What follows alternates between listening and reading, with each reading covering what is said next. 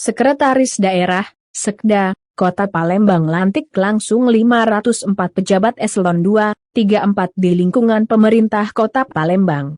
Meskipun jumlah pejabat yang dilantik terhitung cukup banyak, namun masih akan ada juga pelantikan lanjutan yang akan dilakukan pada beberapa pekan ke depan.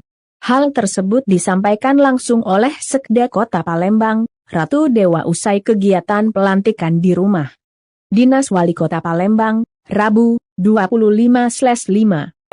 Masih tersisa hasil pansel kita, yaitu menyusul kemudian pejabat eselon II yang harus di-rolling. Yang di-rolling kemungkinan lebih kurang 11 atau 12 orang. Kalau yang ini totalnya 504, kata Ratu Dewa. Disampaikan Ratu Dewa, terkait pelantikan susulan yang akan dilakukan nantinya, dirinya masih menunggu beberapa administrasi yang diperlukan. Besar kemungkinan di minggu depan akan ada lagi pelantikan, khususnya pejabat eselon 2, yang beberapanya akan di-rolling, ujarnya.